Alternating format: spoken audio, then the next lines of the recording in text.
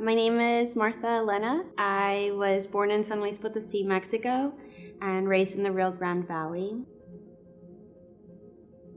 The Rio Grande Valley is a border town. There's so many different themes that happen in a border town. Growing up, I was very hyperactive. A lot of us are kind of uncontrollable little animals. My mother would say this, "Ráscate tus patas." That loosely translates to like scratch your own legs. It wasn't as ugly as it sounds, right? I was very destructive and of her things, of our home, and as we tend to be, markers on the wall and things like that. And to calm me down specifically, she would take out these embroidery kits, basically, that she would put together. She would have me sit down and kind of just go through that for hours and hours. And at first, I used to think it was a form of punishment because, I'd rather be outside digging holes or, or, sitting down and actually like cutting paper for a couple of hours, and I was able to kind of change it into this form of entertainment where I would trace the same image that the original cloth would have and put it into other same fabrics, and then just kind of alternate the colors of the thread to kind of be different designs.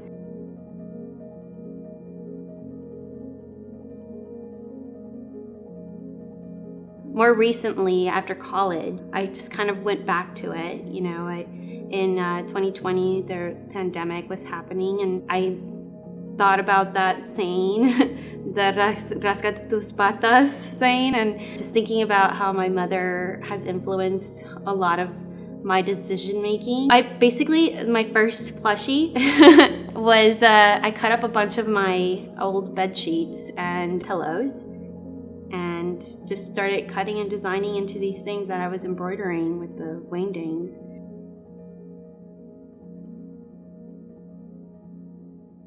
Just the action of your body being exhausted and stuffing and being on the floor and pushing material back and forth and, grappling with these massive arrows. And it was just really cathartic, I guess. And it felt like I was doing something that felt really, really good. Almost like, I don't know, it felt very electric while I was doing it. Wingdings 3 began to sprout in college. I was hanging out with a lot of graphic designers, and I was focusing more in sculpture and ceramics, and that guilt of being in art and like it not being enough. I was focusing in sculpture because it felt like something I can be exhausted by at the end of the day. There's the kiln, there's the waiting, the babysitting of the clay, and I was making these huge pieces that did not always survive, I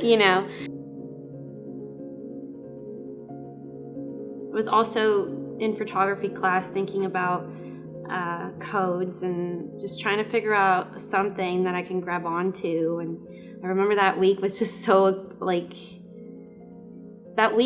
very, I felt like a pull towards something, and it was trying to go back to trying to make my own language and trying to be universal when you're in the valley, because you don't feel like you're from here, you're from there. It tends to push you to being this kind of nomad. So I was kind of diving back into the theme of being universal, right? And fonts tend to be this way that we kind of communicate even now through internet and everything. A lot of the text that I use to translate into Wingdings, to then translate into design, it's more of these kind of secret type feelings, and I try to compress them into one-liners so that it doesn't come off as harsh. Bloated Little Bitch came from pieces behind me.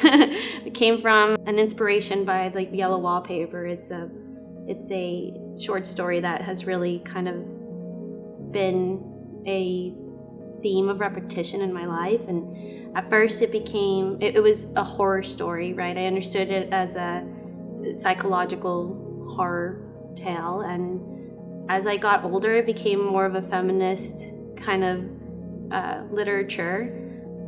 And I had nothing in common with the narrator. So it became, and even better, she didn't have a name, right? So it was kind of one of those things that you can grab onto, and I felt the same way she did most of the time. The way her husband would talk to her was in all these little terms of endearment. One of them was bloated little goose, which I did as my first plushie.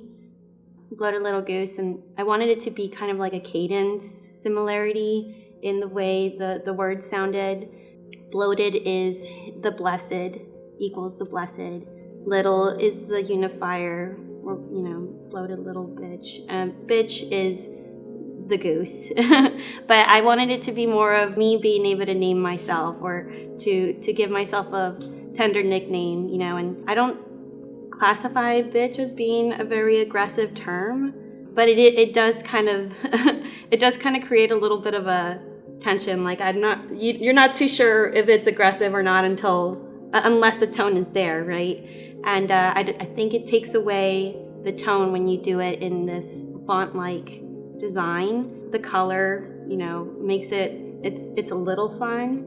But the dragging of the arrows, they're a little, I want to say the word flaccid, but I don't know if I should say flaccid. I'm going to say flaccid.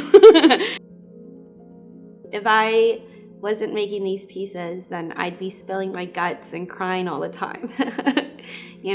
That's what keeps it going. How do they say it? Que no me trague la tierra.